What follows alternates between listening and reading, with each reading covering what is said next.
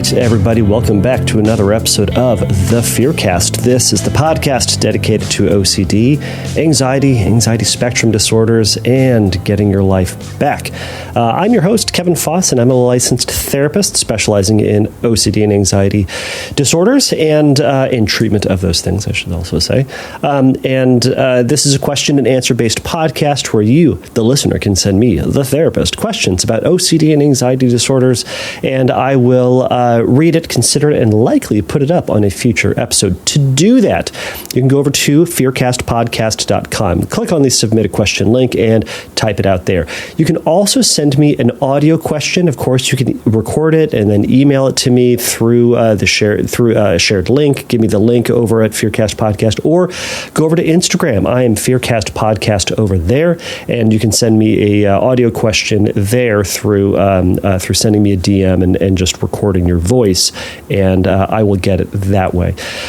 Today, I had Dr. Jeremy Shuman join me to talk about neurodiversity as it relates to OCD and anxiety disorders. So this was a really interesting conversation, and he is in a campaign right now. You'll hear all about it, but he's trying to start a shift in the way that people think about treatment for OCD and anxiety disorders, and helping people start to view things and view treatment from a neurodiversity perspective. This is a very long conversation we had, and I think it was very worthwhile and important conversation to have. I will apologize for my questioning process in this. There were parts in this where my brain just got completely lost and didn't quite know how to wrap my head around the subject. And then subsequently, after we recorded this, my brain went, oh, he's talking about this, and that makes more sense. Now all my silly questions would have don't make any sense. And instead I was asking about apples when he was talking about oranges. So I have kind of been embarrassed to put this one up simply because of my interviewing incompetence, it feels like. Hopefully when you listen to it, it will not feel as or sound as bad. But you know what? In the sake of, putting things out there, and the sake of taking risks and making mistakes, I'm going to put things out there that, may be a mistake, and we're going to see how it goes. And I need to tolerate and sit with that discomfort, and it's uncomfortable. It kind of is. And it's part of how things go. So, anyways, enough about me and enough about my own anxieties. Though I feel like on the anxiety podcast, the Fearcast, I feel like we can share things, right? Like we can talk, like we can share, right? Okay. I hope I can also be anxious too. Anyways, so let me tell you a little bit about Jeremy, and then we'll just launch into it. So I'll first say this. I met Jeremy at this most recent IOCDF conference in San Francisco. For everybody, if you have not gone to a conference in person, specifically the IOCDF conference, I encourage you to go. I met him while he was hanging out with a bunch of other therapist-y types of people in the hotel bar, and we were just hanging out chatting. And I got a chance to introduce myself. He got a chance to introduce himself, and that's how this conversation got started. So you too can have these opportunities, and just seeing someone and find him, chat with him, grab him, talk to him. Oh my goodness. We'll see if I make it to the next one. Anyways, but that's one of the reasons why the conferences are so fantastic. All right, so let me read a little bit about Jeremy, and then we will launch off into the conversation. So, Dr. Jeremy Shuman is the clinical director of the Center for Mindfulness and CBT and is a licensed psychologist.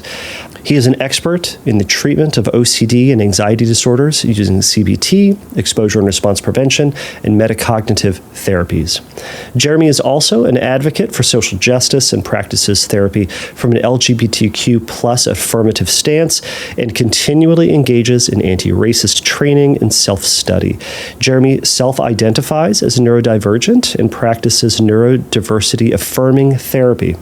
he intentionally orients treatment to the stress arising from being neurodivergent in a culture that lacks acceptance of neurodiversity, rather than pathologizing the wide range of neurological differences distributed through humanity. He understands the role of intersectionality in personal experience with identity. So, without further ado, here is my conversation with Dr. Jeremy Shuman.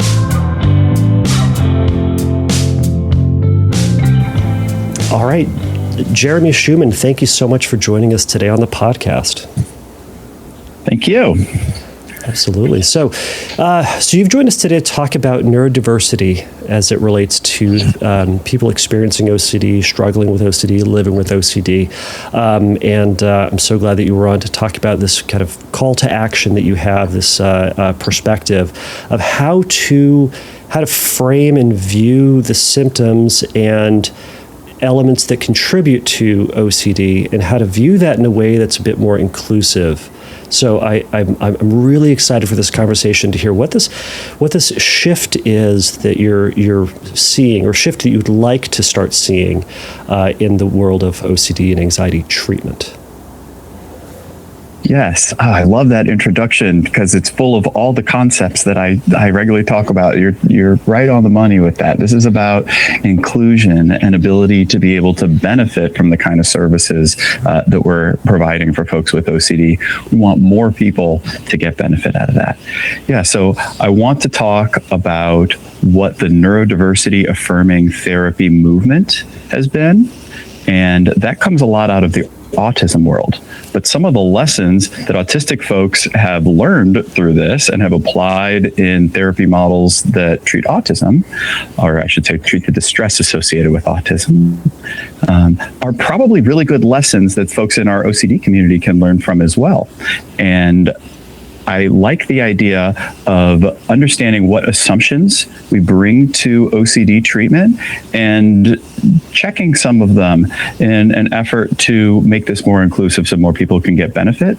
And this is going to include more people, but it's also going to make our therapy better because it's going to bring in this concept of universal design. If we make things work better for people who are more vulnerable or disadvantaged, they get easier for everybody. So I want to talk about what some of these principles of neurodiversity affirming therapy are, and then we'll get into how to apply them in the OCD world. Awesome. Well, I'm really excited for this conversation. So why don't we, where would be the beginning of this conversation? Would it be defining terms? Is it defining what neurodiversity means even? Yes, that'd be a great place to start. So let's define these terms neurodiverse and neurotypical. So neurodiversity is a quality of a group. Diversity is a quality of a group, not of an individual. It wouldn't make any sense to say this is a neurodiverse individual because they're just one person. They can't be diverse by themselves. So a neurodiverse group or sample or population is one where there's lots of different kinds of neurology all throughout it. Mm-hmm. And neurodivergent then would be to say that there is a particular trait in an individual that differs from what is typical through unclear boundaries of where we call typical versus atypical. And there's a little bit of a tongue-in-cheek quality to these terms neurodivergent and neurotypical, because neurodivergent, when it comes to a trait, might make a lot of sense. Say someone has superior memory and you and I can remember 7 numbers for a phone number on a good day, but they can remember 15 numbers the first time they hear it extremely easily. Well, they are divergent from the norm, right? By one trait. So we could call this person neurodivergent. But who is typical in every single way? If we're saying something like having a superior memory is an example of being divergent, who has every single trait about them be completely average? It probably doesn't exist. So neurodivergent applies to traits, but we also use it as an identity. I am neurodivergent. I'm someone who's neurodivergent. Mm-hmm. And the way that's been popularly understood, when people say, I am neurodivergent, a lot of people hear, oh, he's saying that he's autistic. Mm-hmm. Then that expand a little bit more and people say, oh, he's saying that he's autistic or ADHD. But that's not what we're saying with this term. We're saying has at least one trait that deviates from the norm. Someone who's got an amputated arm does not have nerves in the end of their arm or in their fingers. They are neurodivergent. Their nervous system differs from what's typical. Someone with a superior memory, someone with a mental health condition. All these are ways that people could maybe take on that neurodivergent identity. But maybe a way that we could understand what a neurodivergent identity means to people who are saying this is that they're experiencing some sort of minority stress that is caused by the interaction of their neurological difference with the way that society is set up for people who are typical. That's maybe a way of understanding individual's identity as neurodivergent. I experience minority stress around my neurology, whereas with the trait, we're literally looking at how far does this differ from an average presentation of this trait. And that's where the tongue-in-cheek thing shows up, is people say, is this neurodivergent? Is this neurodivergent? And we're saying, I don't really care. Or this is more about an identity, about finding community, about responding to minority stress about these things. Okay. So it's I appreciate you kind of outlining what those mean, because I think that those terms, as you and I previously talked about, those terms can kind of get a little lost in what that means. And you're right, it can get a little colloquially and socially skewed or hijacked, perhaps even. And I guess what sometimes goes on in my head when I hear that is it, you talked about it as being a phenomenon, right? People are neurodivergent. And then you talked about it also being an identity. And maybe I'm getting in the weeds too fast, but is there a problem with taking it on as an identity? Is there a advantage to taking it on as an identity, or is this completely irrelevant to our conversation here today? I think it's actually an excellent question, because I do find value in taking it on as an identity, because it allows people to start participating in therapy practices or community building practices that honor individual difference and are sort of liberatory, sort of like retaliatory against the expectation that you're going to become as normal as possible after you recognize these things. So I like this term because it builds community there, but it also brings up the flip side, the other side of the coin that you're mentioning, which is how mental health has become so, I want to say, democratized or so grassroots because of social media. And we have information coming from researchers who do the science, and then we have the dissemination of that through clinicians, and then we have folks who are in training or have read a book or have some lived experience, and they're posting things on Instagram, they're making videos for TikTok, and they're putting out a lot of information.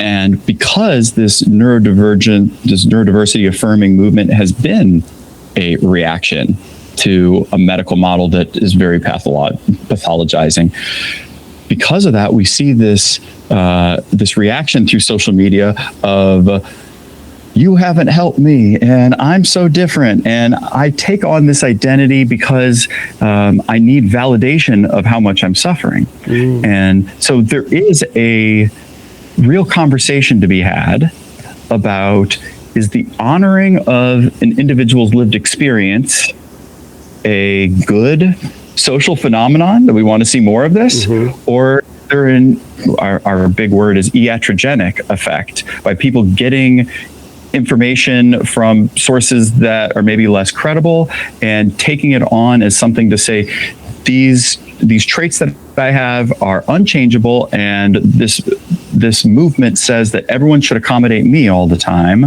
and now I don't have any urge to be flexible. I don't have any desire to be flexible. I in fact think it's immoral for anyone to suggest that I should be flexible at all.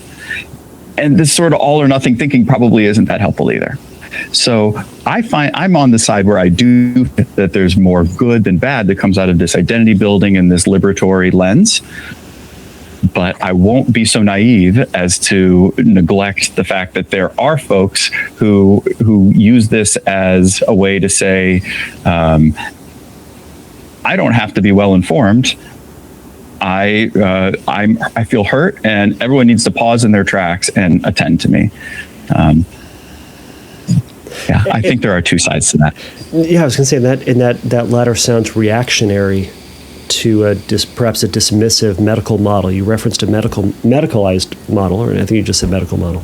And I think that perhaps is the model that we currently are in, or at least has been around, and maybe perhaps is slowly changing. But as you're talking about, building building this neurodiverse movement, neurodiversity movement, it sounds like it is in response to this medical perspective.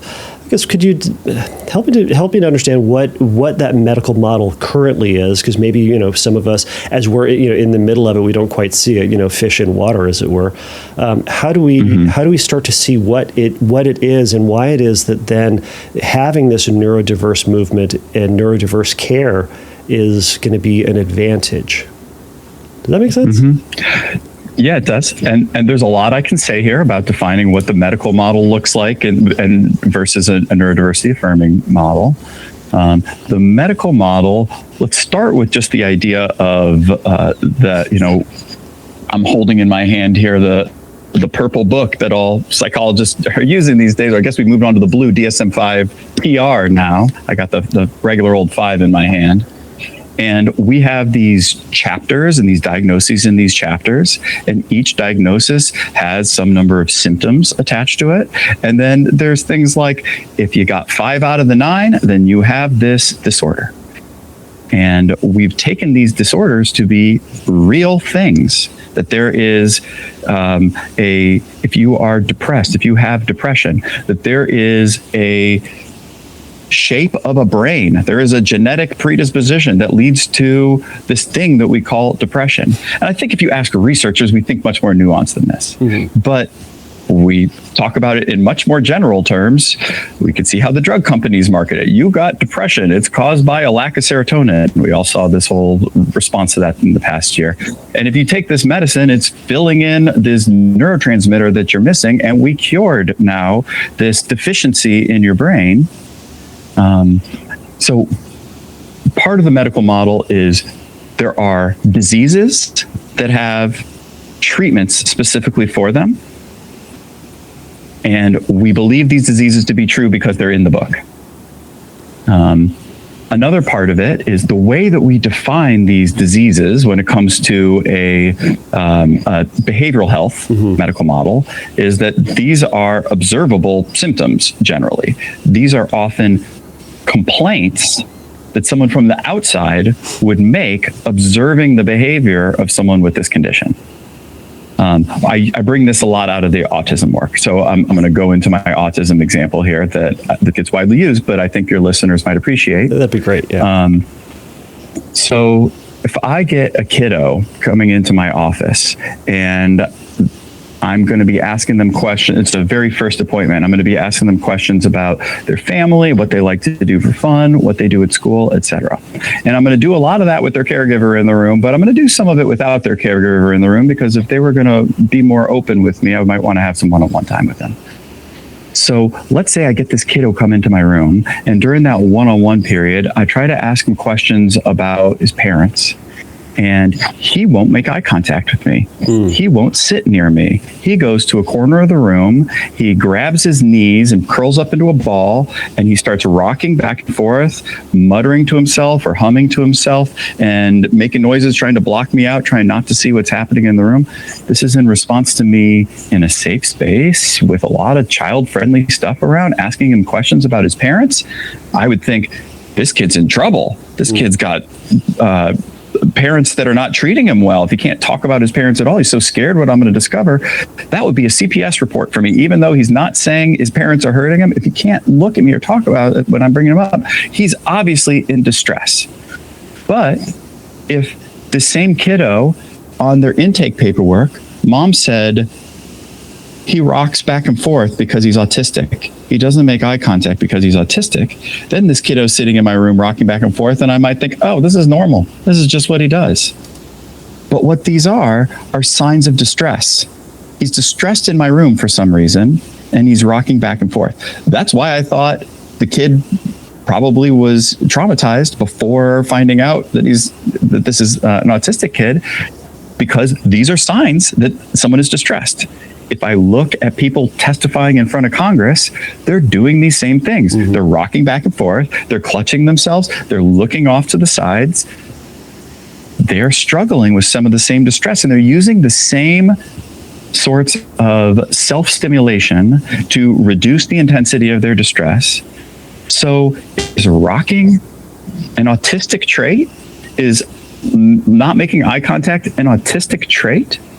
Or are these signs of distress from being in a situation where I'm not comfortable, my preferences are different, my tolerance is different than what you might have expected, and now these behaviors that we're labeling as autistic behaviors are actually coping behaviors that anyone might do if they were in distress, and that what really described the autism there would have been something like the concept of monotropism, which is being highly focused into one channel of attention and having trouble pulling away. I'm trying to soothe myself, and this eye contact is really distracting. I'm having trouble doing that, or I'm trying to talk to you, and this eye contact is too intense and it's dividing my attention, and I'm struggling to be able to focus on you because of it. Or the lights in the room are too bright. The social pressure here is too much. The smell in your office, the fact that I'm supposed to be engaged with my special interest during this time and mom has pulled me away to be in a therapist's office. These are all the sorts of distress that's leading to that expression. So the medical model looks at the rocking and the eye contact. But a neurodiversity affirming model says, stop just looking at the complaint about, I wish my kid didn't rock or didn't need so much soothing, and start looking at what are the traits that led them to be so distressed here. What are the traits within that individual, or what are the traits within that situation that led to the coping response? What are the traits within the individual that led to the context being so overwhelming for them? I don't understand why this context was overwhelming. Let me learn more about this individual's traits, and then it'll make sense to me. The functional analysis of why they were doing that, the function of what these behaviors were doing, will become more clear. Right. Right. We try to do this in OCD work and say, let me understand why you're doing what you're doing. If I'm going to set up a good treatment plan, I really need to understand how this functions inside your mind. We say we're trying to do this a lot in autism work, where we're saying, I need to understand the reinforcers and consequences of this so that we can maybe do a behavior plan around this. But if all we care about in terms of reinforcers or consequences, if our whole functional analysis is something that boils down to, oh, this is negative reinforcement or positive reinforcement, why was if it's negative reinforcement and I was escaping from some aversive stimulus, why was that stimulus so aversive? Why did I want to escape from it so bad? If that's not part of my functional analysis and just saying you need to sit with that, then I might be asking this person to take this neurological difference that's really uncomfortable for them and to tolerate it, not to reduce their distress around it, but just to shut up about it, to just stop showing that they're distressed, to make their disability invisible, not be a problem for anyone else. If we can really get to removing distress, then this is great. But if the stress is not going to reduce, all that's going to happen is I'm going to learn, in order to get my needs met, I have to be different than the way that I am. Well, I'm going to pretend that I'm different than the way that I am. I'm going to pretend outwardly so people meet my needs, and I might even lie to myself, because this identity as someone who has all of these needs is really a shameful identity for me. People have told me, if you just did the exposure work, if you just were more flexible, it would fundamentally change these needs that you have. And the neurodiversity affirming is going to say, let's be honest about that. Let's ask individuals specifically, let's give them tools to try to be flexible and hear how they work, and retool our interventions as we need to get specifically into the traits that are leading to these behavioral problems, but not just to deal with the symptom level about the behavioral problem, but to get into the source of that symptom, which is some trait interacting with the way that their life is set up. Got it. Well, and I know I'm still in the autism world. We have to talk about anxiety. We have to talk about OCD to bridge this gap. But this is where it comes so much out of. Right. Yeah. So again, it's kind of from so we're kind of looking at the individual, looking at the things within that individual that's making that situation, that stimulus so triggering, for lack of better words, so activating, that then causes them to need to respond in a certain way and to do these soothing or coping skills that perhaps we would call problematic in a medical model, or perhaps, difficult, or a symptom that needs to be addressed. But we're saying, what's the function that behavior is serving, and what is it doing to that individual for that individual? Am I kind of on board, or am I missing something? Yes. No, you're getting it. I think we stop short and we do lazy conceptualizations sometimes when we say, what's the function of that behavior? And we just go to a contentless understanding of reinforcement patterns and not getting into what was the aversive stimulus that we were trying to escape from, or what was the value of the appetitive thing that they were going after. Why was it so important to them? Why were they inflexible about it? If we don't ask those questions, then we get identity issues coming up with the way that we try to do these kinds of treatments. And that's where it gets into that idea of, like, I need to pretend that I'm not who I am in order to exist in this world. Yes. And that becomes particularly insidious. It's not even obvious, I need to pretend. It is in cases of people who have had, so we're still talking about autism here, for cases who people have had hours and hours and hours of behavioral therapy all through school from the time that they were a kid. It's not as simple as, I'm going to pretend that this is who I am. It is, I think this is who I am. Behind the mask that I wear, I don't really know what's back there. I missed out on crucial opportunities to develop my interests, develop my identity. There was no outlet for it. When there was an outlet for it, I felt ashamed and I didn't explore, missed out on sensitive periods to develop this stuff. That can be really insidious. So there is just a true misunderstanding of self. Right. So that when all the pressure of fitting in lets up when they're an adult, they still don't know what they want to do. They don't know what makes them happy. They don't have a sense of identity. This is what we hear for a lot out of the adult autistic community who's been through a lot of behavior therapy that had a specific goal of, I'm going to fundamentally change what your needs are, versus I'm going to give you the option to be flexible if you consult your values and you decide you want to be flexible here. So this be a good time to look at what neurodivergent care would look like for that individual?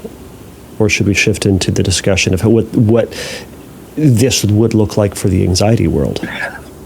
Let's stay with what neurodivergent care would look like. And there's a lot of people who have written about this. So there's an author, what's their last name?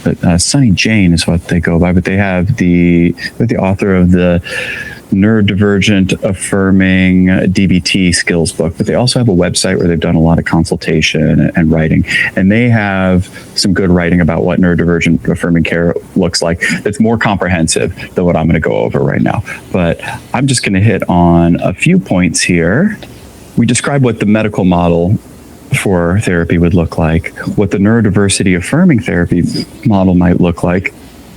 We might do more of this trait level building of an individual profile, as opposed to more of that, I'm using big psychologist words here, but the nomothetic approach, where we say you fit into this category and now we know what we need to know about you by your categorization. We would have more detailed conceptualization. We would take an idiographic approach. Let me describe this individual. What does their profile look like? So I fit that under an umbrella of accurate conceptualization. I think one of the problems with the medical model has been rushed conceptualization, patients say, I need you to hear this, and we say, you know what, that's not really relevant to your reinforcement cycle, and we just push past it. I want to see providers slow down, help clients build a whole profile for themselves, understand clients in a more nuanced and psychological way, where we're actually saying, how do your thoughts lead from one to another? How did you end up here? And that's really irrelevant for a lot of behaviorism, but I think that if you're doing good functional assessment, you've done good conceptualization, and then all of a sudden it starts to be relevant to behaviorism again for making good treatment plans. So accurate conceptualization. The next thing is it's really celebratory of individual difference. It's inclusive because we believe that inclusion is the goal, is enhancing our society. It's not tolerant. It's not trying to do the bare minimum so that we can let someone be included, but it is saying, I'm not trying to change you. I'm not trying to take your edges off. I want you to show up the way that you are, even if I don't fully understand, even if some of the pieces of you rub me the wrong way. I think you still have a lot of value to add here. So that's celebration. Neurodiversity affirming therapy is free from coercion. By coercion, I mean you must do the therapy and you must do it in this way, or your basic needs aren't going to get met. And it's people not signing up for therapy of their own volition. And we don't want to use practices that strip away agency and individual freedom from people as they're doing their therapy. It's just not my idea of good therapy. It feels very unethical, except in cases of like life-threatening behaviors, life-threatening potential illness and injury. There are times where we might say this person, for their own good, we might violate their sense of agency in order to coerce them to save their life. Even that, some people might not agree with, but I think that across the profession, we have this, duty to protect. So we try to do that. But outside of those moments, there's no, I know what's best for you, and I'm going to set up this system so you have to do this whether you agree or not. In the autism world, there's a lot of discussion about applied behavioral analysis here, because the kids don't necessarily have to consent, and the idea is that they're not going to get access to the things that they care about most, the things that they find regulating, until they've done the desired behaviors. And so we're saying you don't get to have any sort of quality of life unless you let go of your ideas about right and wrong and snap to my vision of how you're supposed to be behaving. You could see that in the autism world for people who practice applied behavioral analysis from that sort of standpoint. But we might see it in the OCD world. In a drastic case of it, it might look like something like strategic pressure, where someone is locked in their room because they're afraid of germs all over the house. They think that they're disabled. They live at home with their parents. They think that dad's toenail germs are going to kill them, and so they don't want to walk anywhere on the floors outside of their room. And so a coercive version of this might be parents say, you either do your exposure homework today, or we fill up this spritz bottle with dad's toenail clippings, we put water in it, and we're going to go all through your room, your safe place, and we're going to spray everything here. You don't have any say about this or not. Oh, I hope that's not a real example. So that would be pretty extreme, right? There is a gray area between client in the moment decides what's best for them, because OCD will trick and lie, and there's a lot of support that's really valuable for this kind of stuff. So, there's a gray area between I'm spritzing your room down with my dirty toenails, and oh, you said you don't want to do your ERP today? Great, we never have to do that as long as you just tell me in the moment that it's making you uncomfortable. And that gray area in the middle, like the supportive parenting for anxious childhood emotions protocol, the SPACE protocol, sort of flirts with this, because we're saying if we reduce accommodation, then the child is going to have these learning experiences that allow them to no longer be anxious. Super valuable. But let's do this with really good conceptualization, and let's get buy-in from the kiddo as part of this, so that it's not purely a coercive, it's going to be horrible, I have no skills in the moment, mom and dad are just forcing me to do this. Yeah. So I say that good neurodiversity affirming therapy will always be free from coercion. It's not neurodiversity affirming if we're doing something else. Right. Okay, but there's a flip side to that coin, which is it also it has to be free from what we might call guardrailing. And guardrailing is saying, in your best interests, I'm trying to protect you from harm. So you don't need to see this. You don't need to go down this pathway. Where folks who have been through some coercive behaviorism or behaviorism that had at its base assumption that we were going to fundamentally change traits rather than be able to cope with them, they might say, no, anyone in the future who might have to go through this will be harmed. So don't touch this behaviorism stuff. But I'm a behaviorist. Behaviorism is the most powerful set of tools that I have as a psychotherapist. I would not want to hold back my most powerful, best set of tools from a vulnerable population. So guardrailing would be, that flip side of coercion about you shouldn't even see this because it's not for people like us. Let individuals be the judge of that. Let's not hold back on what these tools are. Yeah. And then, other pieces of this, you can go through Sunny's website and see more, but like really valuing lived experience from this and not just taking the ivory tower down to the masses, but learning from a grassroots approach about what does lived experience feel like. And then it feels liberatory. There is a rejection of imposed values, and that often looks like anger. If I'm using this minority stress model, we might think about a chronic illness identity development model and seeing some of the same patterns that we might have seen in a racial identity development model about first aligning with the majority group and then pulling back into a place of sort of righteous indignation about ways that I've been harmed. I think that is not a step that we just get to bypass and say, move on to a place of equanimity about this divide between what's expected for you in your life and what you feel. I think that there is a liberatory process that often feels kind of angry or feels kind of emotional in getting through that. So this is a framework that I use to say, what does neurodiversity affirming therapy look like? Right. There's a lot of information in there, and it kind of sounds like, a lot of. I'm interested to hear. Well, we can talk about this later. If there's a difference in the way that you would perceive the coercive nature of ABA versus perhaps a floor time model for someone with autism, but that's a whole different podcast. But it sounds like for. You have people listening to this. You didn't see the little smirk Jeremy had. He had so many thoughts, but we'll get so. All right, so this neurodiversity affirming care is going to really be looking at, again, the specifics to that individual, the function, who this person is, what they're about, the thoughts that they have.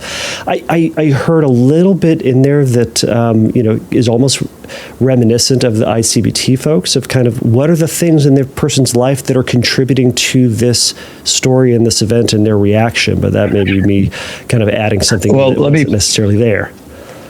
If your listeners know the ICBT stuff, they may, and if they're listening to this episode, they may have seen I already have a video out there about strengths of ICBT for neurodivergent patients. And I think you're onto the right association. I just think you put the cart before the horse, where I think that neurodiversity affirming care says, let's look into the reasons, and ICBT is a type of therapy that is interested in the reasons, and it's a strength of ICBT working for neurodivergent individuals that it's baked into the intervention already to say, yeah, and how did you get there? And tell me more. What is it about your individual story that makes this make sense?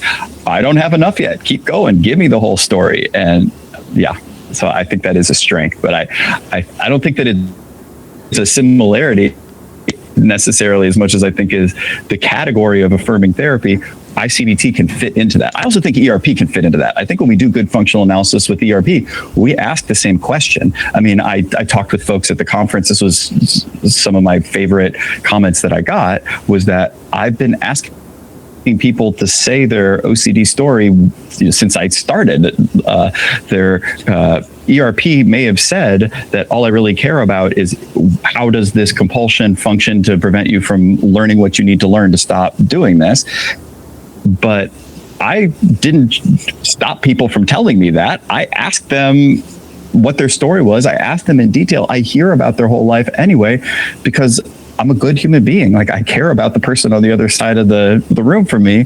And so I think ERP absolutely can do this and bake this into the functional analysis.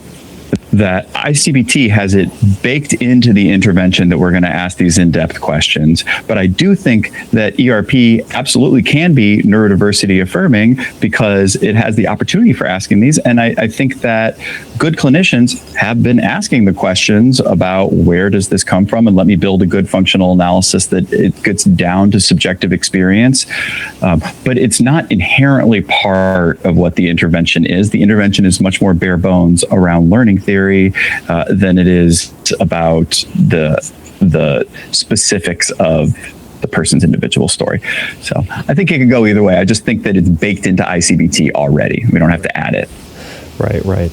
Yeah, and I think there's it seems like there's, in the past couple of years, there has been more of a pushback then against in a sense, a colder, manualized, just hardcore behaviorism approach, and taking more of a, for lack of a better term, a more humanistic approach to it, to take the whole person into it and the elements that contribute to who it is that they are, what they're about, the experiences they've had in their life, and what that contributes to their symptoms, for lack of a better term, I suppose, and then how we can start to include those into treatment. So it seems like there's... Yeah, it probably is happening. Oh, go ahead. It's probably happening on a huge scale, but it definitely within our OCD world. If you think about what's happened in the OCD world, OCD was like untreatable through psychotherapy for a long time. Mm-hmm. And then we develop an effective treatment for it and it works, but people are refusing to do it. They're not learning it, and they're spreading bad faith assumptions about it being inferior to something maybe like a psychodynamic approach, because they think of behaviorism as treating the symptoms. Well, that wasn't true. We get down into it, we see how effective this can be, and we became very defensive. We pulled into what you really need to know is that exposure and response prevention stops OCD in its tracks. We can treat it now and let go of all the fluff besides just what was important. This previous therapy was full of fluff. Get rid of all of it and you can see what really helps here. But the fluff is kind of pleasant. And I don't think that it's all one mechanism of action between ERP and ICBT, but there's a lot of learning that can go on that's helpful for people who are in therapy that seems more like general counseling stuff too. I think it does help people to learn a way of seeing the world that's going to even improve how they might create obsessions.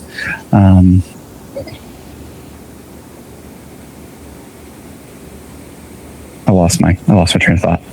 Well, that will happen in this process. So we've talked a little bit about what neurodivergent care would look like, kind of addressed it a little bit, what it looks like in autism land, what it looks like then for anxiety. Yeah. Could we? Why do we? I love examples. I love more tangible specifics. Could you give an example about what this might look like? And is this preempting the universal design that you were talking about, or am I sidetracking us again? Go ahead. No, this is what I'm talking about, that neurodiversity affirming care will take in principles of universal design. So what does it look like for OCD?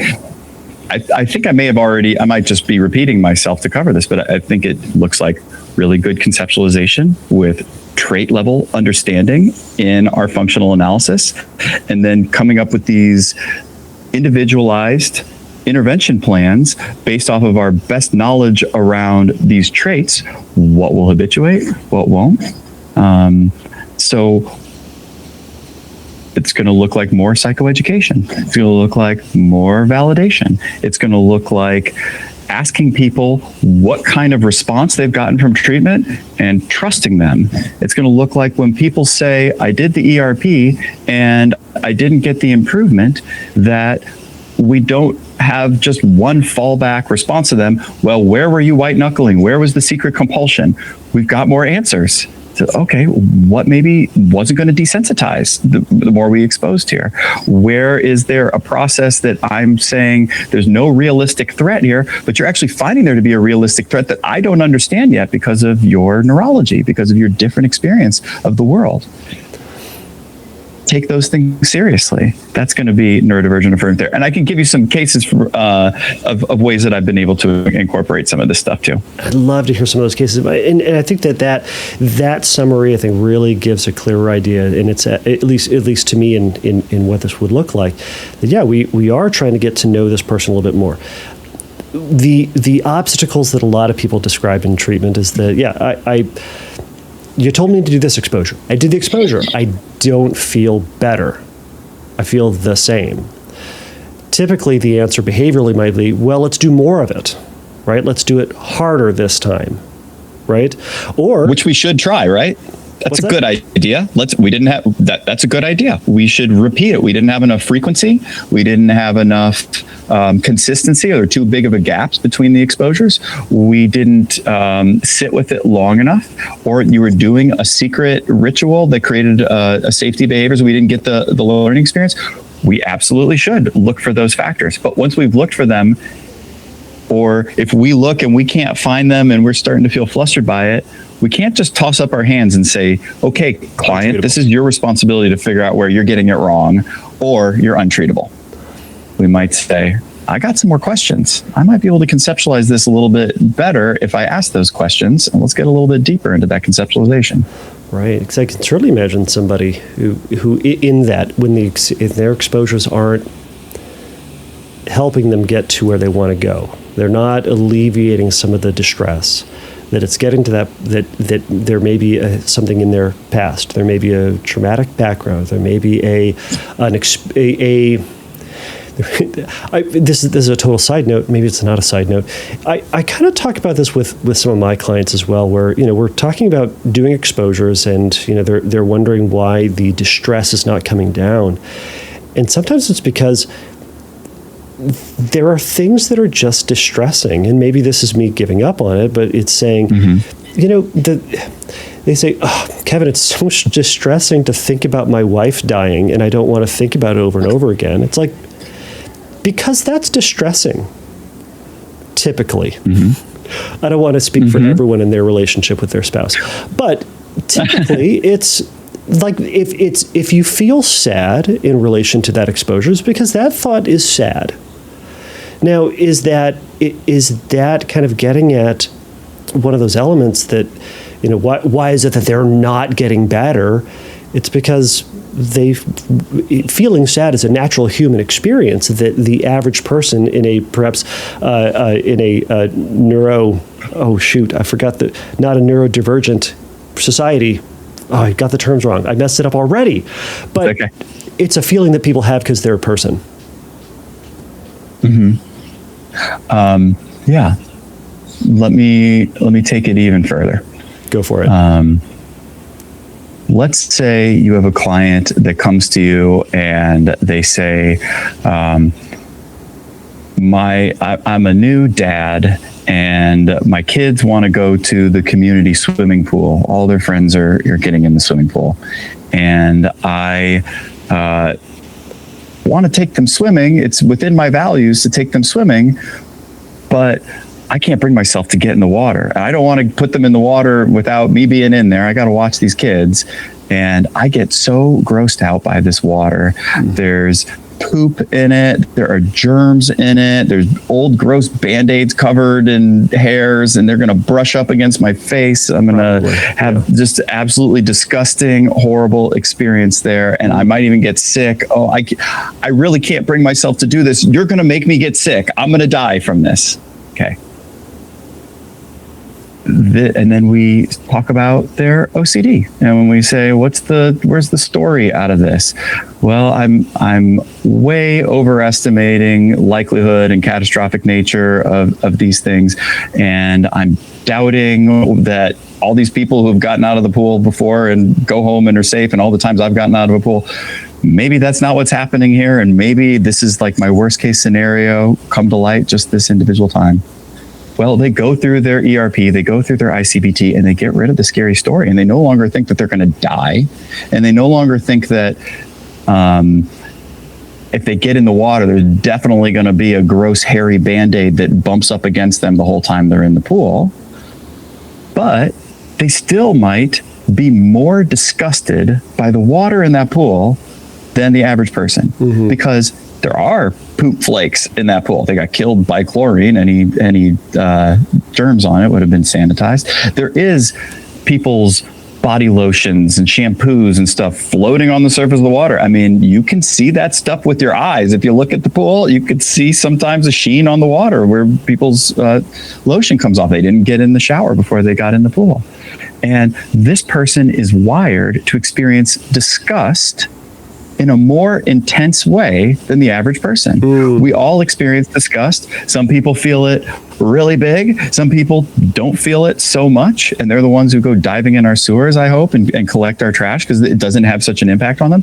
And of course, if we repeatedly expose ourselves to disgusting stimuli, many of us will develop somewhat of a tolerance for it, develop some strategies of being able to approach it too, that it reduces how disgusting it feels, and now we can tolerate it. But there are those among us where there's not much habituation to a disgust response, where it seems like disgust is just kind of baked in there in a really deep and sensory way. And now we have a sensory difference where we're both experiencing the world. We both have a similar view of what's going on here, but my subjective experience, my emotional reaction to this is different than yours. And we have to honor that individual difference.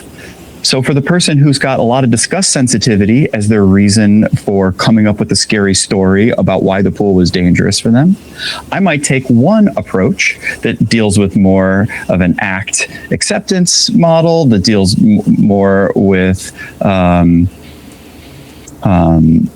like a slow reintroduction and a mastery approach to it, and not counting on desensitization as the mechanism of action.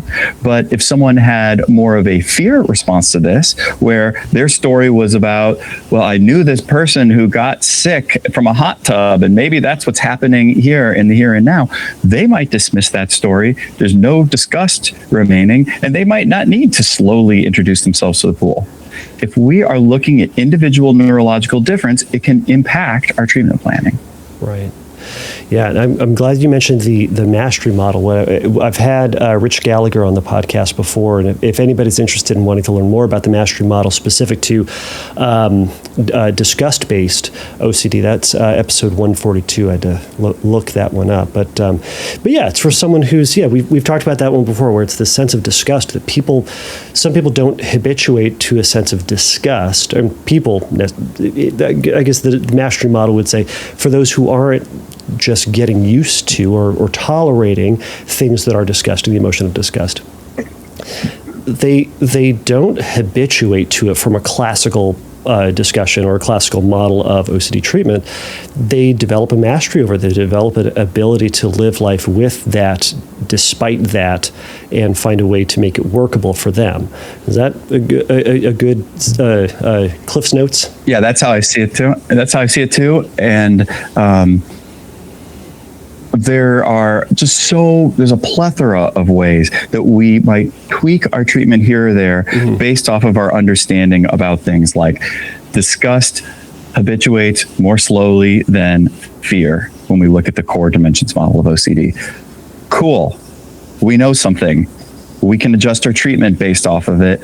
We just need a little bit of nuance to our treatment. And that's why, so the neurodiversity affirming practice here is not universal design, everyone goes slow. It's universal design. Everyone gets the question asked to them, why are you staying out of the pool? And I went past just, oh, I'm scared that I'll die. And I got to, even when I want to go back in it, my disgust reaction is still bigger. And I'm thinking of that as just like a sensory thing, that it's not going to completely change. That's more neurological. Right. So we're kind of asking clinicians to be a little, to investigate a little bit more, to look a little bit further into the why. Why is this problem a problem? To be simplistic about it, is it just you don't wanna, or is there something about it that's a little bit deeper, a little bit more firm within their neurology that would lead them to have this aversion to it in a sense? Yeah, let me give another example of a kind of trait. So I've got this presentation that I built out where I try to break down OCD into some trait level subjective experiences that there might be natural variation of throughout the population, and say that the behavior pattern of the negative reinforcement loop that leads me to compulsion is sort of a common result if I have some of these traits. It doesn't mean that any one of these traits is guaranteeing that I'm going to end up with OCD. And it's also not saying that these traits, like the genetic makeup that gives you, say, disgust hypersensitivity, that's not OCD. That is your neurology, that is your individual traits. And then OCD is when you start telling yourself a scary story because of this, and then you start doing a behavior that's supposed to prevent that scary story, and then it takes away the fear, and now you're hooked doing that behavior until the cows come home, even though it's not working anymore. I want to explore a few more of these traits. I'm sorry, I'll lose my train of thought when I have too big of a thought here. Yeah, I want to explore some more of these traits. Let me give my second example that helps us do that. All right. Okay. So my second example is about how we experience thought.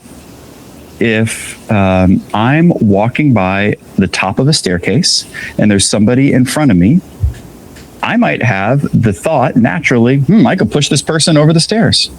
And that's happened to probably everyone at some point or another. What would happen if I did this? Or am I capable of doing this? But it's probably in one ear, out the other. It's probably not something we ever invested in. And with OCD, we have a tendency to say, well, you had one of these normal thoughts that a lot of people have. We've got this study from undergraduates endorsing all of these taboo and harm-related thoughts. So these are normal thoughts, and you're having one of these normal thoughts, but you've attributed it to something else. You've misattributed it. You think that this is because you're dangerous, when in reality, it's just because you have OCD. It's just a random thought. It's just nothing.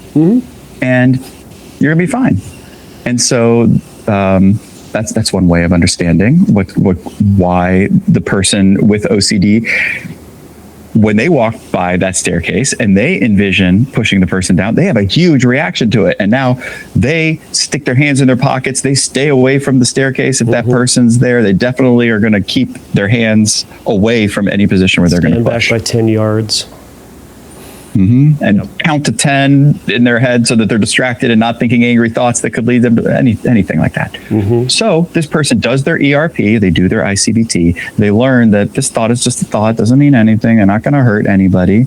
And now they can walk right on by that person without their hands in their pockets. They could be right behind them. They don't have to distract themselves, etc. Great.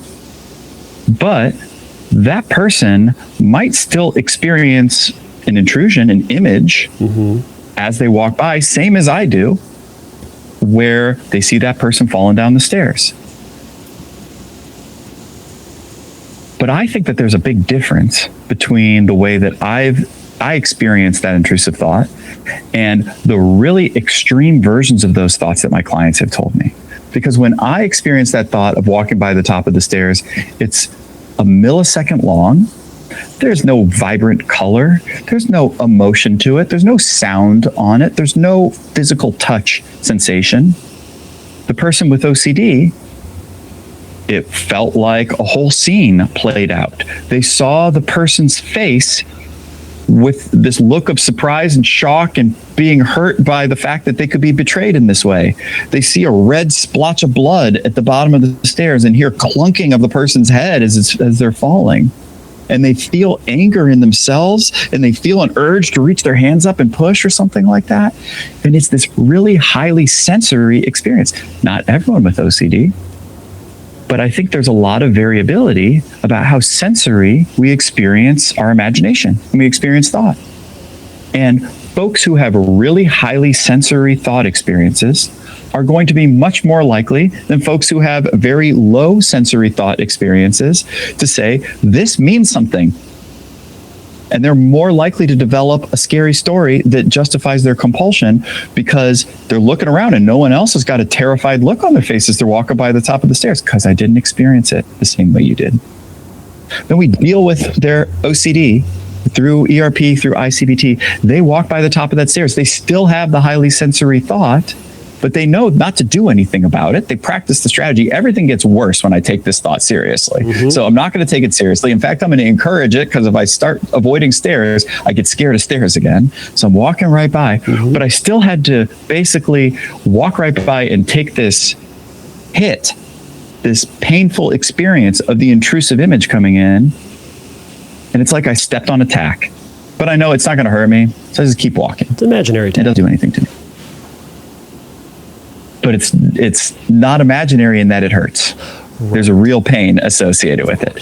And so this is just another example of how someone might say, yeah, but I still get the images. And then we say, well, you haven't done your compulsions enough. Well, actually, maybe it's more about acceptance, that when I get these images in my head, it's more painful than when my therapist gets this image in their head. And when they're saying, hey, this is nothing, why are you investing in it? You have to learn to live with it. There maybe should be a whole lot more compassion about what learning to live with this feels like. When it's not threatening, maybe it's not going to be the first association that they have. They've been through this enough times without responding to it.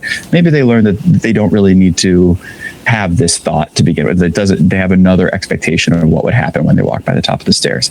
But for a long time, probably what happens is a lot of dismissing something that is an active process and difficult to do. And people need a little bit of an attaboy when they do that. And they need a little bit of understanding when they're struggling with it, when we're saying, this is no different than the way I experience it.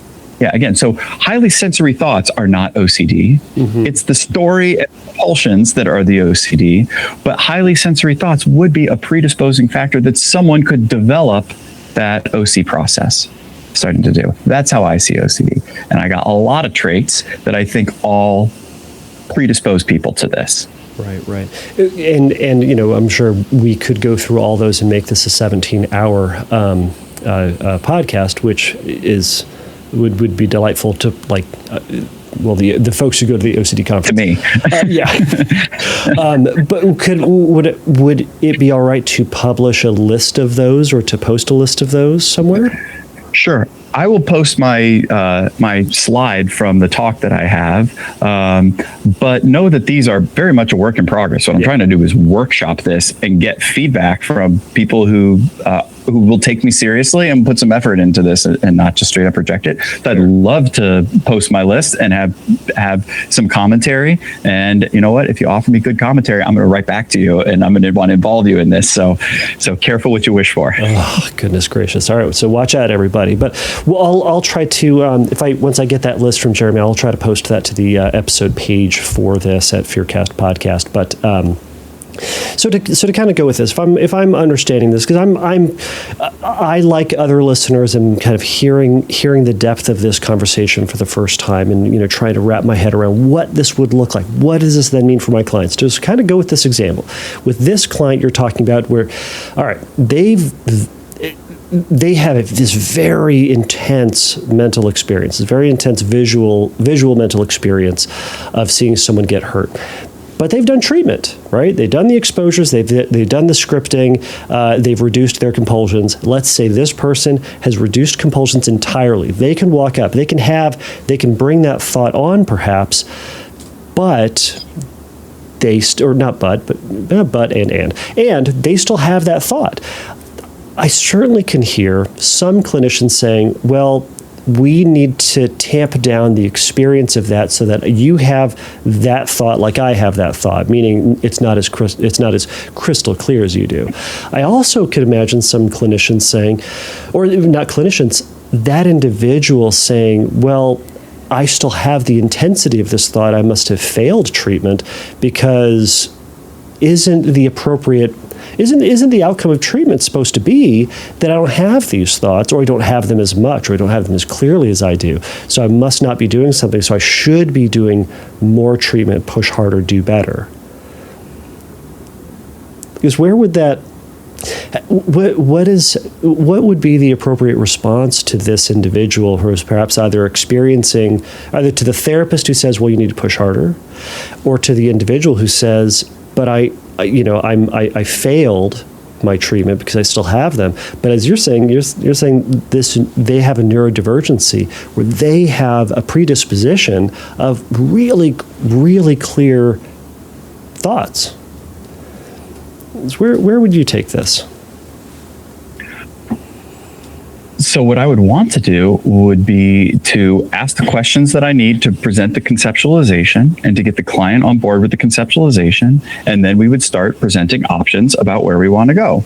Whereas your first example is the clinician is saying we should push harder. That's not options, that's an opinion. And, or the client's opinion.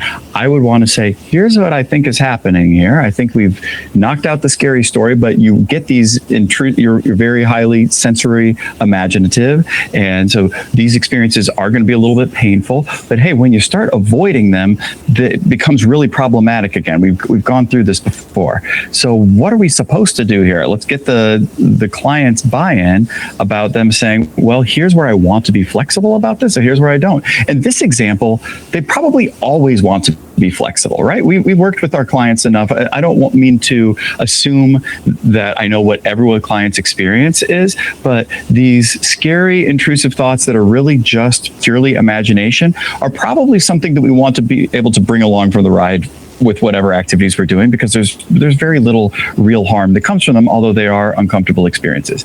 But if someone was saying, I'm getting intrusive harm thoughts when I'm having sex, and we were saying, well, we have this really sensory experience about a really taboo sexual topic that is very out of line with the person's experiences while they're having sex with a partner in a loving relationship or something like that, then we maybe wouldn't want to say you intentionally think this thought at that moment. There might be times where we allow people a little bit more accommodation around their behavior because we're saying, I never had to deal with that. I wouldn't want to deal with that either. That does sound objectively awful. Maybe we have some other strategies for dealing with this. Even things like distraction, even things that are, in EMDR, the eye movement, what does it do? It probably is a tax on working memory that dulls the re-experiencing, that allows people to engage with this feared internal stimulus in a safer way and build an expectation that if they think about this, if they allow the thought, that it's going to be more tolerable because they were practicing some sort of distraction with it. We can use those sorts of approaches, even though, whoa, that's a safety behavior. Yeah, but walking by the top of the stairs, I can deal with it. With my partner, maybe I use some of these strategies. I'm able to be flexible and take an individual approach and not say just, if there's any safety behavior, it's automatically a compulsion. And we need to excise from every place in your life these patterns. And I'm the boss of telling you which patterns need to be chopped out and which ones are not OCD, and say, okay, there's more to this. The clients get to have some of their own say. They might know more of what their options are in this. So in a sense, for this second example, saying perhaps there can be slight accommodation to grant greater functioning. Yeah. And another accommodation might be, I'm with my partner, I'm getting intrusive thought, and I say, you know what, I want to stop. I don't want to continue with what we're doing. I'm like withdrawing my consent for this sexual activity because I'm no longer enjoying it. I'm having intrusive thoughts during it, where we might have said, carry along as normal. Don't let the thoughts rule you. Well, if we're saying there really is a level of distress and discomfort that comes out of this, I don't want you to have the experience of distressing sexual contact. So there's a number of accommodations we might consider differently if people are saying that this is what the experience feels like them in ways that are surprising to us. Right. I could hear in the back of my head, again, I'm also hearing a potential criticism of saying, is this just accommodation? And can inappropriate accommodation be a byproduct of taking this approach? Yes, that's a real risk. I just don't want to throw away the value of an idiographic approach to treatment because it does take risks with accommodating patients, because it does. That's where it takes, the art of psychotherapy to be able to navigate these things. I hear the magic in this approach in this sense, and maybe I'm sitting here always questioning myself. I'm like, am I wrapping my head around this the way I ought to be? But again, I'm learning with everybody else here. The magic of this I could certainly see is for someone to say, all right, I, as an individual, may have a trait or two. Let's just say a trait or two that predisposes me. I experience the world in a different way, however that may be in the sensory experience that person has. So that may be an area that I need to accept as a feature of my life. Not a bug, but a feature. Mm-hmm. That's the thing that I get. I get to have these terrible, horrible mental images. But when I also read a book, I get to have these wonderful mental experiences that is beyond what my therapist or what other people get to experience, and it's incredibly enjoyable. So I have this, and this is something that isn't a problem necessarily unless I label it as such. Mm-hmm. So I'm going to say this is the thing that I have, but I need to figure out how I'm going to wield this and respond to this in a way that makes my life more functional and meaningful.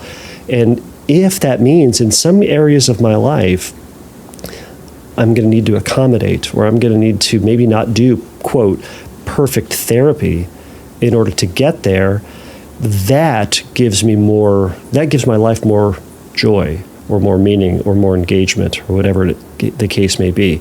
Because, but I think this is, maybe I'm understanding, well, hopefully I think that's the right direction. But I could also see someone saying, all right, I have this neurodivergency that is wonderful and terrible.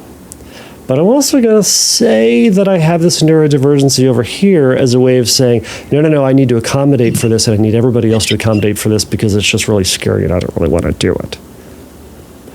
So I think that comes down to hopefully the willingness and the awareness of the individual to know when they are being honest with themselves about this is an experience that they have that is above and beyond and different than the bell curve norm. Mm-hmm. And there are some areas that OCD has a greater foothold in your life that we need to be honest about. And my response to that is our clients are already doing that. Ooh. They are, whether they've heard of a model like this or not, they're still coming in and saying, yeah, I know for everyone else, but for me, it's different. Ooh. And our tools are still psychoeducation. We lay out, this is the way OCD works. This is what happens. This is why you would think that way. And they get on board and they decide to do whatever treatment model we're comfortable doing because they get, with ERP, they get the paradoxical nature of how if I face my fears, I feel less scared. And there's buy-in anyway. There's an overcoming of that initial hesitancy in almost all of our clients. So I think that it's valid to say, well, I'm worried that I will give someone an identity to hang on to, and now they'll say, well, this will never change. But clients are already saying that when they come into the office. So all we're doing is validating and thinking in shades of gray with them. And I dislike the approach of, I can't tell them everything that I know because they'll use this to create the reasons why they're the exception. I can't show them all my cards because this is a game where I have to hold on to power so that I can show them the way that they need to be going. I'm always going to be the kind of guy who wants to lay all the cards out on the table ethically. And I think when we do that, we give people the opportunity to say, okay, well, it felt like I was special, but now I see a way forward with this. Right. It's so that they in a sense, they are special in that they have a neurodivergency. There's something that they're experiencing that is unique, but it doesn't mean that it's a problem. Maybe I'm using this incorrectly, but it's not a bug. It's a feature. It can be seen as one. Okay. Well, let me comment on that piece. Okay. Yeah.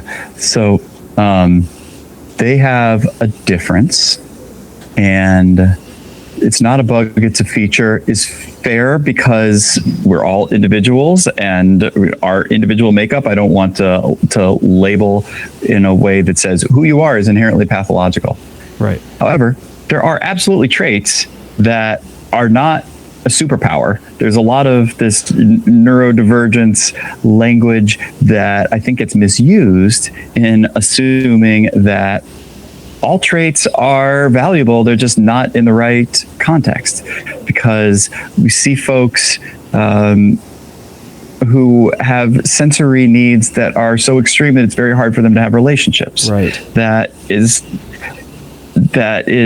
not necessarily something where you say, well, if I've just found a society that accepted this, then I would fit in just fine, because there might be a whole lot of difference. There might be that there is very few people that would feel comfortable with the amount of sensory input that you need on a regular basis. Mm-hmm. We can accommodate, but it is a disability. It is, if I'm using this model of disability saying you don't fit into society, that causes problems, it is a disability in that sense, but it also is just a disadvantage. Or someone who's neurodivergent, where we say that the nerves that go to your eyes are not well developed, and you have visual impairment that comes from that. Mm-hmm. Not a superpower. Sure. It's not inherently a superpower. So I won't take a check where I say, well, all these things are potentially features that we just need to honor, but I do want to look at what did I not ask yet? How have I not understood you? What are the parts of you that we don't have to look at as the treatment goal, as instead more of saying we're going to build understanding around this, and then with a better understanding, your goal of what you wanted to get back to, you're going to have a clearer understanding of how to get from A to B. Okay. Yeah. So what does recovery look like then? What does the definition of recovery look like with this approach in mind? I don't think it's going to be all that different from anything else that we know about what recovery looks like. I think there might be a recognition that some of the traits stick around after treatment is complete. You might have called that partial remission or something like that. I could talk about my own really deep beliefs about what recovery for OCD looks like, because having been a clinician and doing this for a while, I like to take people to a place where they don't believe in their obsessions anymore. I don't think a 35% reduction on the Y box cuts it for me in terms of when I'm graduating people. I want people to be certain that they can trust themselves about something where they were formerly unable to believe something that they already did know. Mm-hmm. That's my goal when I get there. But from a neurodiversity affirming perspective, it's like, let people set their own goals. That's kind of what we're doing already.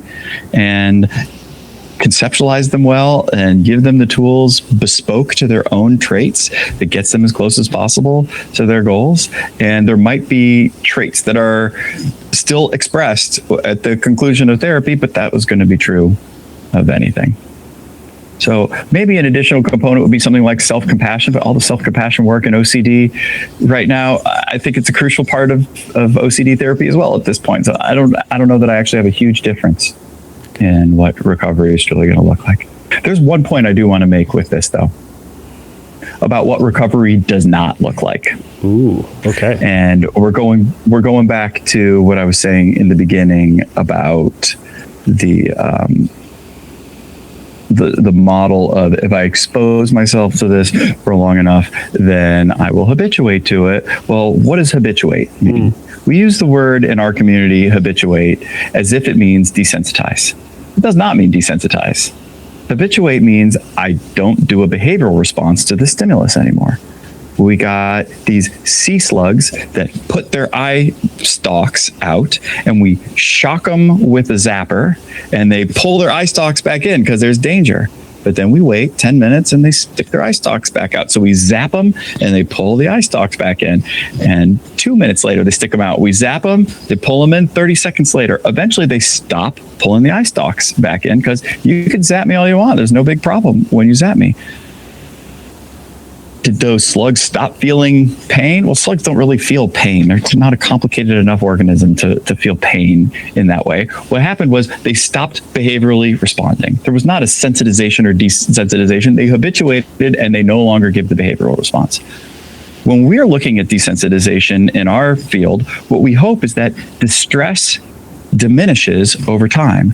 I get in a cold pool and I'm like, brr, this is really uncomfortable, but I stay in it for long enough and eventually this is just cold and I can have fun in here. It's not painful, it's just cold.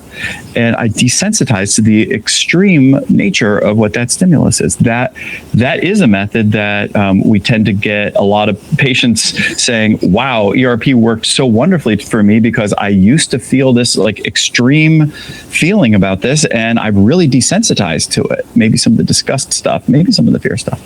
But we have this other model, the inhibitory learning model. And it's saying, these exposures that we were doing maybe had their mechanism of action in a different piece of this puzzle. That perhaps we weren't actually desensitizing to the stimulus and we weren't extinguishing a association between stimulus and pain, but instead what we were doing is we were building a new association between stimulus and some other outcome, some resilient outcome, and we rehearse it enough that that's the first thing that comes to mind. And now it doesn't matter if I desensitized to my distress level. I might have built an association that I can handle this level of distress. My willingness increased, my confidence in my ability to handle situations increased, regardless of if my distress reduced. So great. We liked the inhibitory learning model. It seems to jive with the way that we see the world. There's some experimental evidence supporting it. And it gives us as clinicians something to say when clients are telling us that their distress didn't come down, but we can say, well, are you more confident that we could do this exposure again next time in session? Yeah, it stinks. I don't like feeling this, but I guess it doesn't kill me. I guess I'm proud of myself for having faced this fear. So yeah, we could do it again. My willingness increased. Love inhibitory learning. Let me take it to where what I don't want therapy outcomes to look like. Okay. So if what inhibitory learning is saying through experiencing a different outcome, I have a different expectation of what's going to happen. I've learned to inhibit my behavioral response that was supposed to keep me safe because there was no point to doing it. It was pointless. Great. Let's compare and contrast that to the concept of learned helplessness. That we know this study, I just said the sea slug study. Let's talk about Seligman and his dogs, where he builds this contraption that holds these dogs in it, and the dogs get zapped and it hurts them. And so they frantically try to escape this contraption, but there's no escape. And he zaps them and zaps them and zaps them again. They're trying to escape every time until they give up. And they lay down on the floor and they say, well, I guess I can't escape from this. So what's the point of even trying? And then Seligman's research assistants unlock the contraption, make it escapable now, and zap the dogs again. And the dogs don't even try to escape because they learned, I don't need to. This is what my life holds for me. I can just sit here and take the zap. So did they learn, I can't escape? Or did they learn, I can take the zap? In inhibitory learning, when it's, oh, this is a really anxious experience, did I learn I can take the fear? Or did I learn I'm a problem to everybody? I better learn how to accept this fear because there's no way around it. I'm going to feel this fear in my life. I'm going to feel this feeling in my life. And I'm a problem to everyone if I don't. And really, it's inescapable. So I don't deserve to be peaceful. I don't deserve to be calm. I don't deserve to be happy. That's a problem for me. That's a problem. That's learned helplessness. So I don't think that's where most of our patients end up. Don't get me wrong. I'm not trying to say that there's all these patients out there who have gone through ERP and they've done an inhibitory learning model and here they are saying, I'm recovered, and really they're in hell. But there are some patients who are like that. And in the autism world, there are a lot more patients who are like that, who have gone through these coercive kinds of therapy. And what we see is the overlap between autism and OCD. A lot of adult folks who are autistic are talking about how harmful behaviorism was to them. And we're seeing a lot of people say, I don't even want to touch this. And we're seeing this, this pressure. Can the OCD treatment community even admit that the potential for harm out of exposure therapy exists? And we see a lot of people that say, you can't traumatize people with imaginal exposure. You can't traumatize someone with facing a fear about an irrational risk. There was no real harm there. But if the person believed it to be real, what's the difference? And if I didn't understand what their subjective experience was, and it was so much more intense than mine, I was missing out on something. And so it's probably, these are the things that are not going to hit criterion A for PTSD, but will make people once bitten, twice shy around doing any exposure therapy in the future, or thinking that even a behavioral therapist could conceptualize them. So we have to take these accounts of well-meaning psychotherapy for OCD having the potential to create learned helplessness. We have to take these accounts seriously. And what treatment, what resolution of OCD does not look like is I made my disability invisible. It was no one else's problem but my own. I was able to hide it well. I was just able to hide it again. Yeah. Because if to get out of bed in the morning, I have to climb Mount Everest and everyone else just swings their feet over and hits their feet on the ground, let's not lie about that. Let's not pretend everyone's on equal playing ground here. Let's do a little bit of accommodation, a little bit of sensitivity. Let's let people be a little bit sensitive to themselves and not just put themselves into a place of I need to be as normal as possible. Right. Excuse me. Yeah. I feel like this is where I get pushback a lot because, as I say, OCD is so treatable. We can get rid of the obsessional story. That's how I see it. That's what I strive for in my patients. So when we treat OCD, there should be nothing left. And I generally agree that people should be able to do all their avoided activities that they were missing out on that were governed by their obsessional stories. And I would be guardrailing to try to say, well, there's always going to be something left on the table. I don't think that's the case. But we do have to pay attention to these stories where people say, I was traumatized by ERP, because I see people shaking their head at it, but it's everywhere. And I don't think all these people are making it up. And I worked with some of these people after going through experiences that they felt were really harmful. And guess what? We were able to have success again. But go figure. Maybe there is a more sensitive way. That's awesome. Is there? I know we're kind of getting to the end of our time. We've gone through a ton of information. Is there anything else that you want to add at the tail end of this to offer encouragement or kind of give listeners a clearer idea about, or maybe even a place to start, maybe even the clinicians a place to start? Yeah.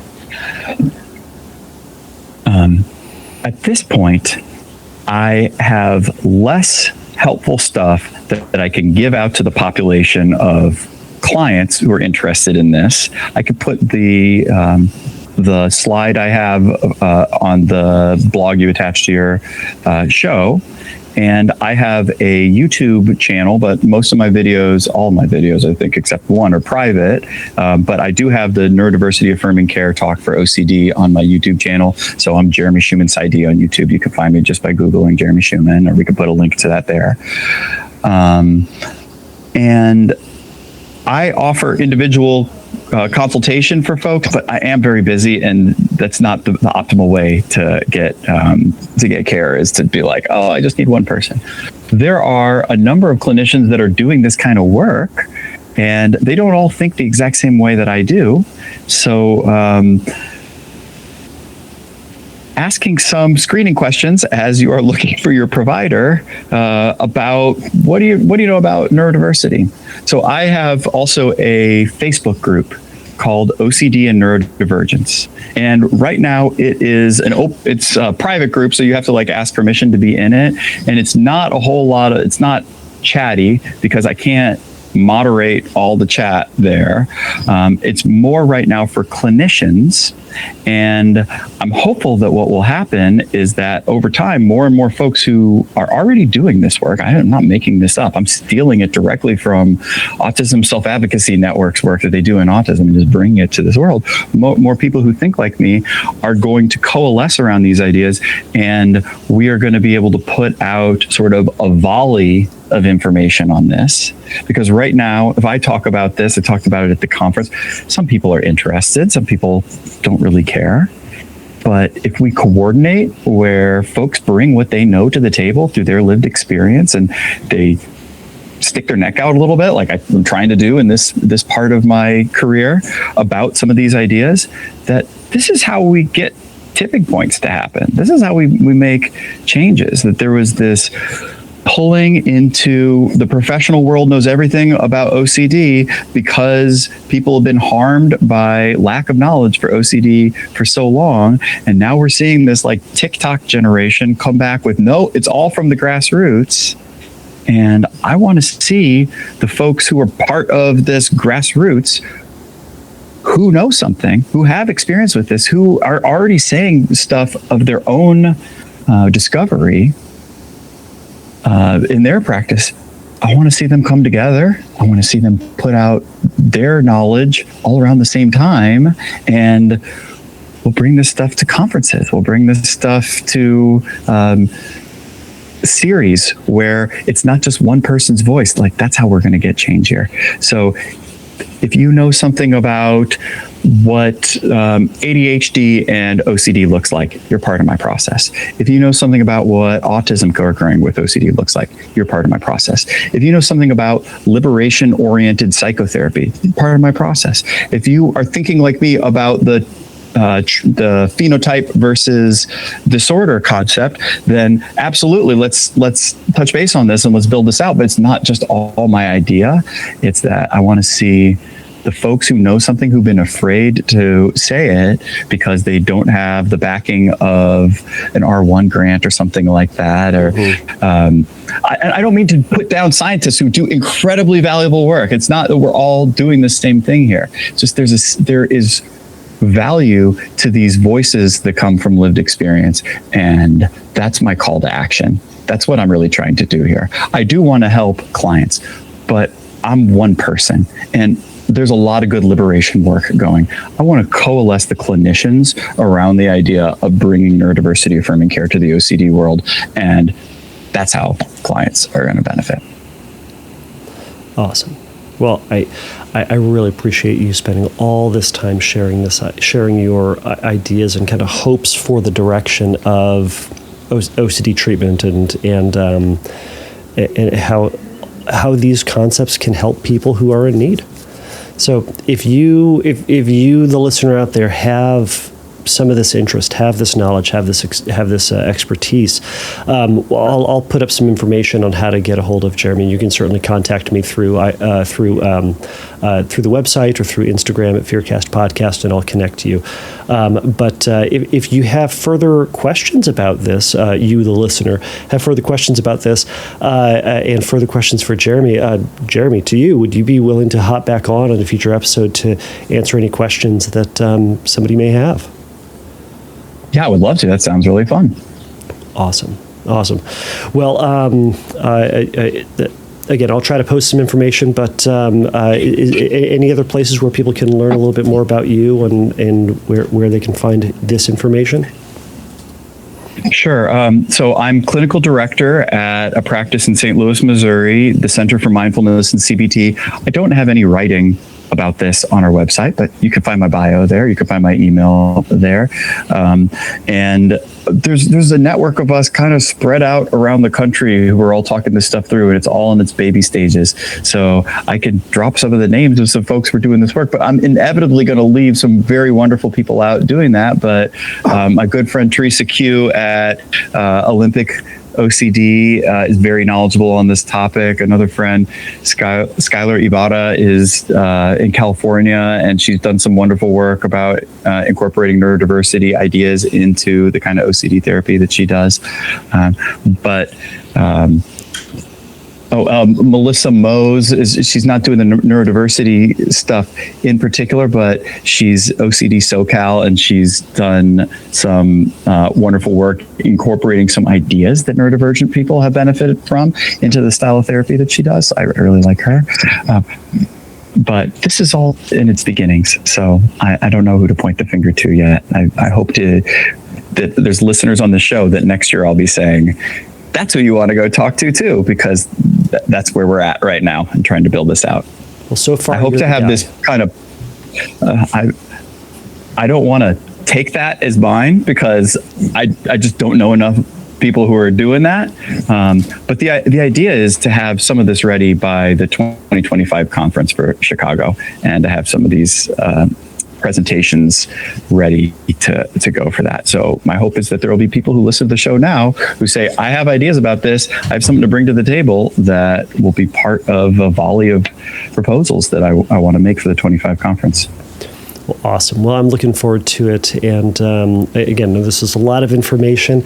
And again, I like the idea. This is kind of it's a work in progress. And I bet that if I had you on in a year to give an update, there's going to be more information. And this is how information starts to build, and a movement starts to grow, and change starts. Is just someone saying, "Hey, I think that something needs to be a little bit different because I'm seeing X, Y, and Z," and then another person comes up. So again, Jeremy, thank you so much for coming on and sharing your ideas and sharing your passion about this.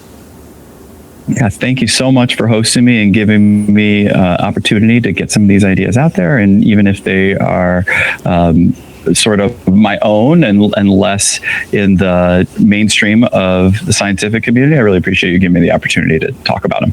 Absolutely. Well, have a good day. Thank you.